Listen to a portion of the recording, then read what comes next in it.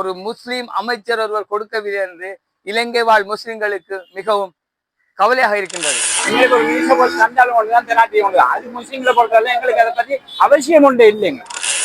NDPக்கு வாக்களித்த முஸ்லிம் மக்களுக்கு இடையில ஒரு சின்ன ஒரு சலசலப்பு போய்கொண்டு இருக்கின்றது.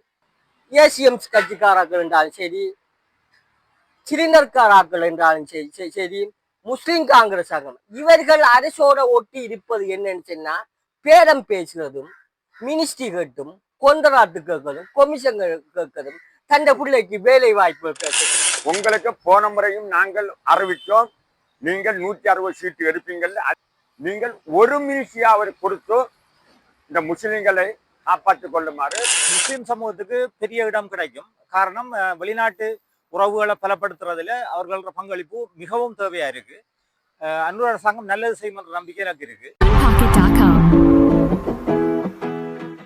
மற்றொரு வீடியோ மூலமாக உங்களை எல்லாம் சந்திப்பதிலே சந்தோஷ பூரிப்படைகின்றோம். தேர்தல் என்று சொல்லி தேர்தலும் முடிவடைந்து முடிவுகளும் அறிவிக்கப்பட்டதன் பின்னர் கேபினட்கள் உருவாக்கப்பட்டு இப்போது பாராளுமன்றம் கூட்டப்படுவதற்கு காலங்கள் மணித்தியால கணக்கிலே சுருங்கிவிட்டன. இந்த நிலையிலே தேர்தல் பரப்புரைகள், தேர்தலுக்குரிய விடயங்கள் அத்தனையும் நடந்தன. தேர்தலுக்குரிய அந்த பிரச்சாரங்களிலே நேர் எதிர் கருத்துக்கள், நேர் எதிர் பேச்சுக்கள், சரமாரியான வார்த்தை பிரயோகங்கள் என்பவையெல்லாம் நடந்தன. இவைகளிலே ஜனாதிபதி அனுர குமார திசாநாயக்கா அவர்களுடைய பேச்சுக்கள் தான் முதன்மைப்படுத்தப்பட்டதாகவும் முன்னிலைப்படுத்தப்பட்டதாகவும் மக்கள் கூறிக்கொள்ளுகின்றார்கள். காரணம், ஜனாதிபதி அவர்களுடைய பேச்சிலே இனத்துவேஷம் இருக்கவில்லை. நாட்டை கட்டி எழுப்புவதற்கான பேச்சுக்கள் அதிலே காணப்பட்டன. அது மட்டுமல்லாமல் ஊழல்கள் ஒழிப்பு மற்றும் இந்த பிரச்சனைகள், சகல பிரச்சனைகளிலும் அவர்கள் பேசியதனால் அது முதன்மைப்படுத்தப்பட்டதாகவும் முன்னிலைப்படுத்தப்பட்டதாகவும் காணப்பட்டது. அதனால் தலைவர் அனுர குமார திசாநாயக்கா ஜனாதிபதி அவர்களை இப்போதும் வாழ்த்துகின்றார்கள், வணங்குகின்றார்கள். பாராளுமன்ற தேர்தலிலே 3/2 பெரும்பான்மை ஆசனங்களையும் விட அதிகமாக பெற்றதனால் அது இலங்கை வரலாற்றிலும் உலக வரலாற்றிலும் அது பேசுபொருளாக அமைந்து காணப்படுகின்றது. இவற்றிலே மிக முக்கியமாக கடந்த திங்கட்கிழமை சில தினங்களுக்கு முன்னர் கேபினட் அமைச்சு ஒன்று உருவாக்கப்பட்டது. அவற்றிலே முஸ்லிம் பிரதிநிதிகள் புறக்கணிக்கப்பட்டு அந்த கேபினட் அமைக்கப்பட்டதனால் ஒரு பேசுபொருளாக, ஒரு சர்ச்சைக்குரியதாக இன்று ஊடகம் எல்லாம் பரப்பப்பட்டு மக்கள் பேசிக்கொள்ளுகின்ற அந்த விடயம்தான் இப்போது காணப்படுகின்றது. அது சம்பந்தமான கருத்துக்களை, விடயங்களை பொதுமக்களிடம் கேட்க வந்த போது, முஸ்லிம்களாகிய நாங்களே உழைச்சி, நாங்களே இறங்கி, நாங்களே எங்களை ஊரை வளப்படுத்தி, நாங்களே எல்லாம் செய்கிறோம். அதனால எங்களுக்கு ஒரு வீச தந்தாலும் ஒன்று தான், தெனாட்டி ஒன்று தான். அது முஸ்லீம்களை பொறுத்தவரை எங்களுக்கு அதை பற்றி அவசியம் ஒன்று இல்லைங்க. இதுகால வரை ஏற்கனவே இருந்த மந்திரிகளாக வந்த இந்த கல்ன தொகுதியை பொறுத்தவரை சொல்லப்போனா MS காரியப்பர், MC அகமட், மன்சூர், இந்த காலத்துல தான் இந்த காலகட்டத்தில் இந்த 3 பேராலையும் மட்டும்தான் இந்த கல்ன பகுதிக்கு சேவைகள் நடந்திருக்கு. அவளு அத்தனை இதுகளும் செய்திருக்கிறாங்க.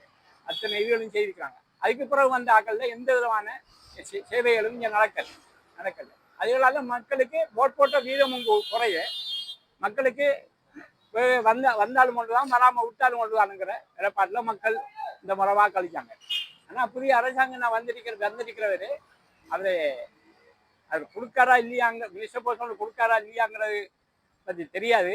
இருந்தாலும் நான் நினைக்கிற வகையில அவர் கொடுப்பாருங்கிறது தான் என்னுடைய கனவாக இருந்து கொண்டிருக்கு.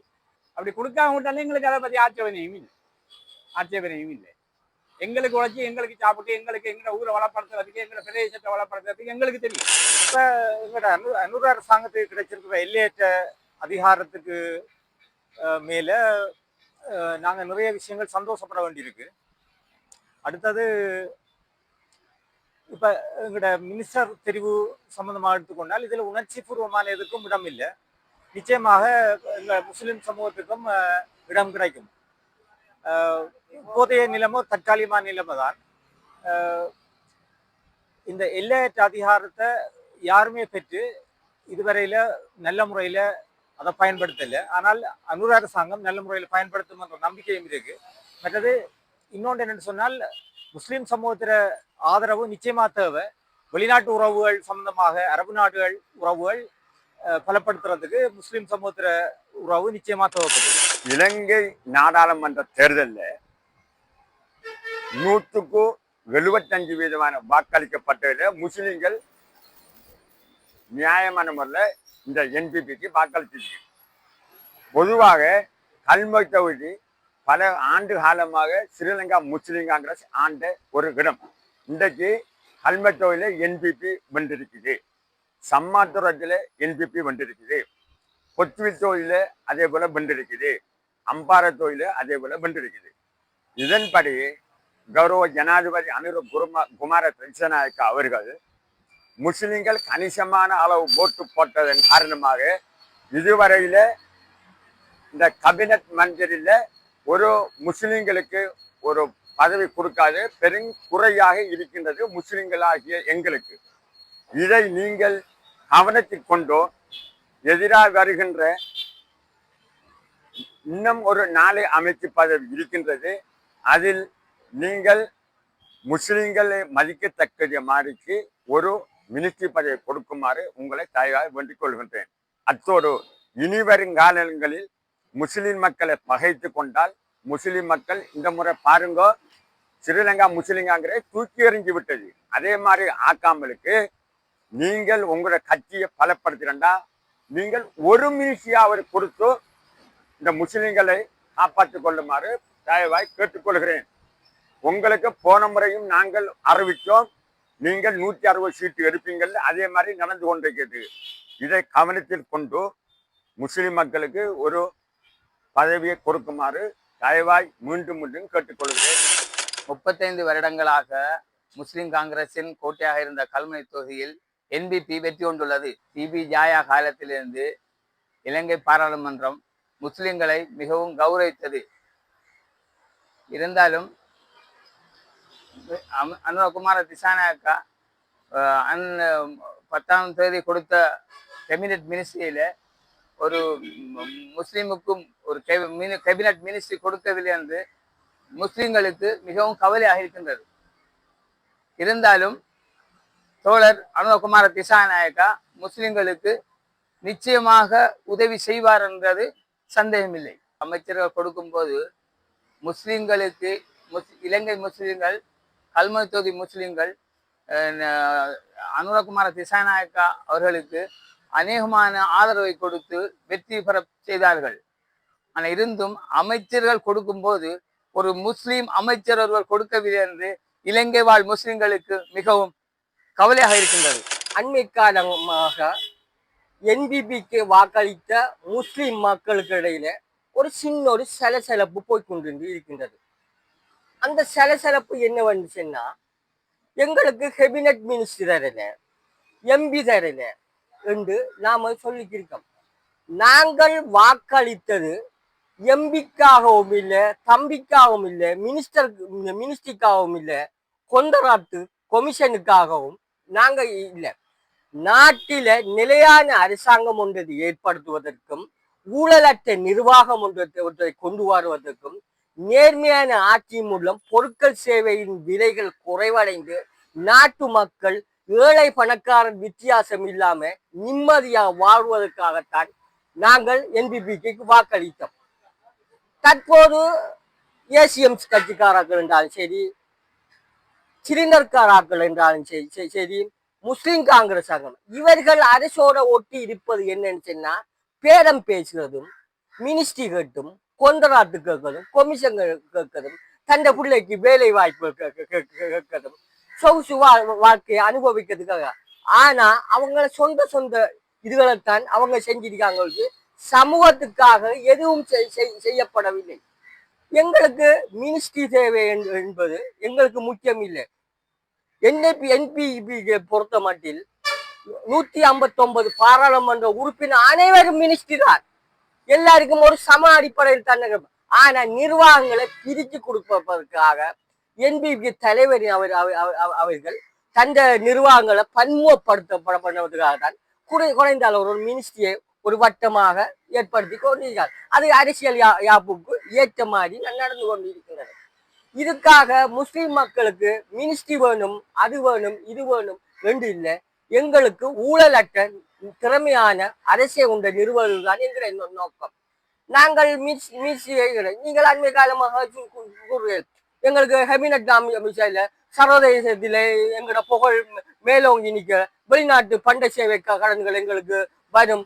இப்ப முஸ்லிம் மக்கள் ஏற்கனவே இவங்க மினிஸ்ட்ரி ஆயிருந்து மருகும் அஷ்ரப் பிறகு மினிஸ்ட்ரி ஆயிருந்து இவங்க என்ன செஞ்சது? குறைந்த சிறிய அளவு அபிவிருத்தி மட்டும்தான் செய்கிறார். ஆகவே தயவு செய்து என்பிபிக்கு ஆதரவாளர்கள் நீங்கள் மினிஸ்ட்ரி அதுகளை பத்தி நீங்க நினைக்க இன்ஷா அல்லாஹ் அது ஒரு காலத்துல சந்தர்ப்பத்துல நம்மளுக்கு அமையும்.